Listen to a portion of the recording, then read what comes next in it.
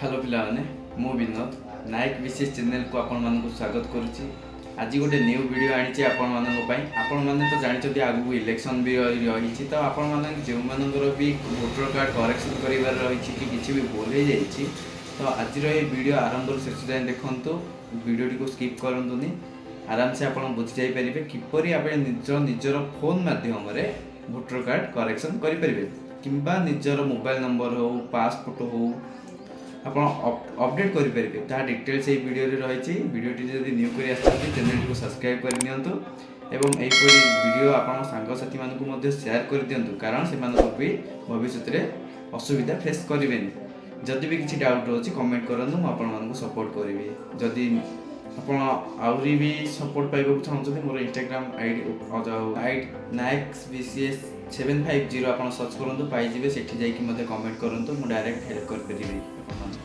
देखो वीडियो आगे निज फोन रो जेकोसी ब्राउजर ओपन करेंगे ब्राउजर किंबा गूगल ओपन कर सारापर आपन को सिंपल वोटर सर्विस पोर्टाल आपन को सर्च करने वोटर सर्विस पोर्टाल सर्च कर सारापर आपन यहीपरि वेब पेज टी देखि पारुछन्ते यहीपरि वेब पेज टी पाइबे। देखंतु जदि आपन न्यू करी आछन्ती आपन को साइन अप करबा को पड़िबो। प्रथमे जदि भी साइन अप करिवार जानि नाहंती मते कमेंट करंतु आ विषय रे मध्ये मु आपन को वीडियो टी आनि देबी। आपन को वर्तमान मु तार करेक्शन विषय रे कहबा को अछि तो वीडियो टी लॉन्ग न करिकि आपन को डिटेल्स कहि दउची। देखंतु आपन प्रथमे लॉगिन करिवे लॉगिन किपरि करिवे ना सिंपल लॉगिन बटन ऊपर क्लिक करंतु लॉगिन बटन ऊपर क्लिक कर साला परे आपन को जे रजिस्ट्रेशन नंबर टी देथिबे से रजिस्ट्रेशन नंबर टी एंटर करिवे किंबा आपन जो रजिस्ट्रेशन नंबर टी मन नै ईमेल आईडी मन अछि ईमेल आईडी नंबर देकी मध्ये आपन लॉगिन करि परिबे। देखो आप मोबाइल नंबर टी दे सारापर सिंपल ये कैप्चर कोड आप देखिपे कैप्चर कोड टी यही कैप्चर कोड टी बुझीपार ये रिफ्रेश अच्छी रिफ्रेश करेंगे सिंपल कैप्चर कोड टी एंटर करेंगे एंटर कर सारापर request OTP click request OTP आप सिंपल क्लिक कर सारापर आपको आपंकर जो नंबर टी देते से नंबर टी को ओटीपी जीव ओटीपी टी आप सेंड कर सारापर आपको ये आपंकर ओटीपी टी सबमिट करदे ओटीपी टी सबमिट करके वेरीफाई उपर क्लिक करदे वेरीफाई पर क्लिक कर सारा आपंकर डैशबोर्ड टी लॉगिन हो आपण मैंने देखिपे आपंकर जो लॉगिन करदे लॉगिन कर सारापर ओटीपी आप आसो ओटीपी टी वेरीफाई कर सारापर यहीपरि आपको शो हम यहीपरि शो हो सारापर आप कौन करेंगे आपंकर करेक्शन करार रही तो करेक्शन किपरि करेंगे। देखो फॉर्म नंबर 8 को आप सिंपल चलतु सिंपल ये आप देखो फॉर्म नंबर 8 रही फॉर्म नंबर 8 हाँ फॉर्म नंबर 8 यही फॉर्म टी को आपको यही फॉर्म नंबर काम रही आपंकर ना करेक्शन आप वोटर कार्ड जेकोसी भी इश्यू रही आप करेक्शन करेंगे। चलते देखा दूसरी देखो सिंपल आपठी फॉर्म नंबर 8 उपर क्लिक करूँ फॉर्म नंबर 8 उपर क्लिक कर सारापर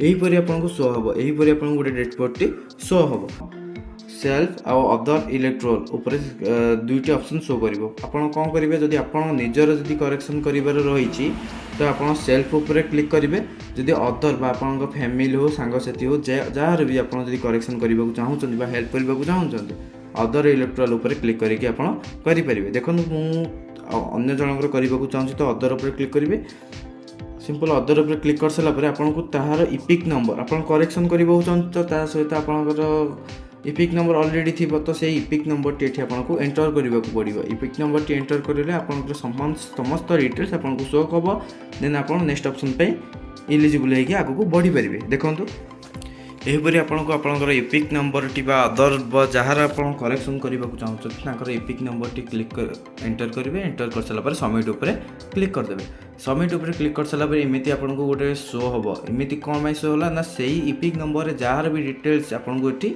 शो रहिबो।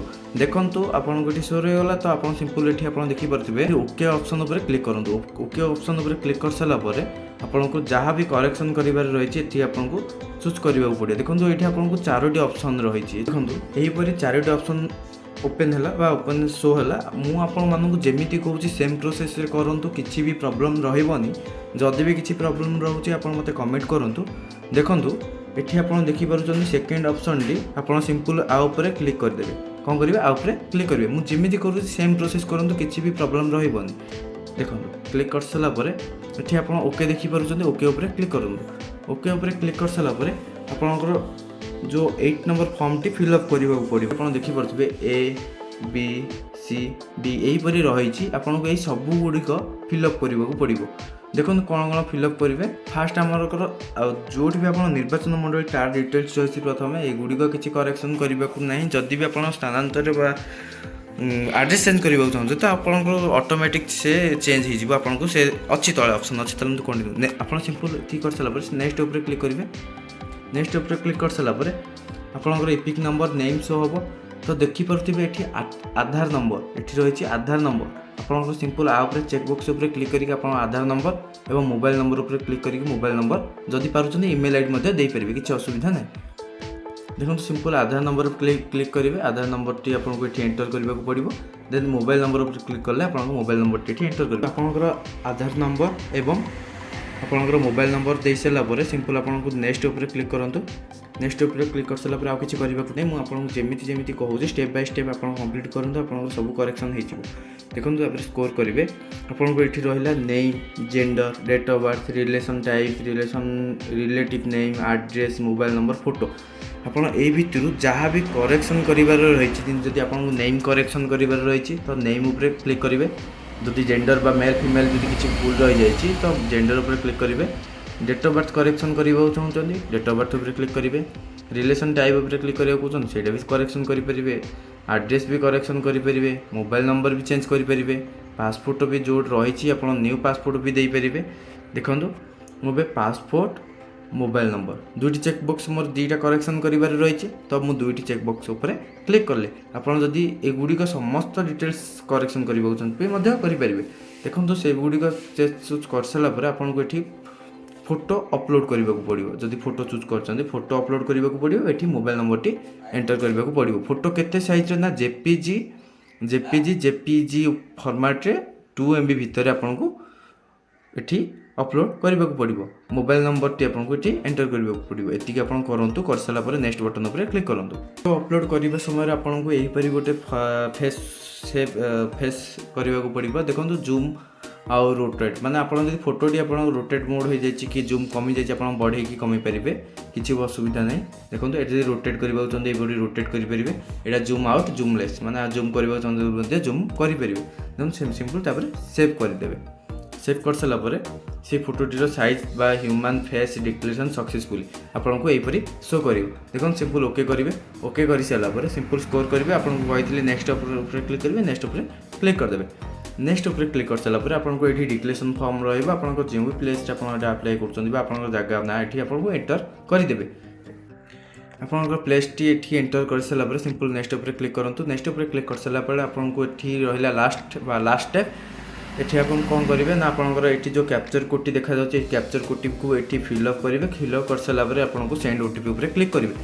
सेंड ओटीपी क्लिक कर सारा जो मोबाइल नंबर टी देते से मोबाइल नंबर टी को आपको ओटीपी जीव से ओटीपी को आपको ये एंटर करेंगे। एंटर कर सारापर ये प्रिव्यू एंड सबमिट उपर आपको क्लिक करने को पड़ो। प्रिव्यू एंड सबमिट उपर क्लिक कर सारापर आपंकर जहाँ भी फॉर्म फिलअप करेंगे तार डिटेल्स चेक कर सारापर आप सिंपल कौन करेंगे ना ये आपको जदि भी करेक्शन कर रही एडिट उपर आप क्लिक करूँ। जदि भी किसी भी भीतर आप भूल देते तो एडिट कीप एडिट उपर क्लिक करूँ।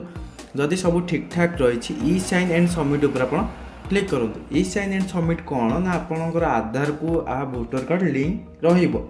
देखो मोर सब ठीक ठाक रही मुझे चेकआउट कर सारे तो आप सिंपल ई साइन उपर क्लिक करदेवी। मुझे से आपको गोटे ऑप्शन पचारुची आर यूर श्योर बा तुम्हें श्योर अच्छो कि यह सब ठीक अच्छे तो आप ठीक ठाक अच्छा तो सिंपल येस करदे।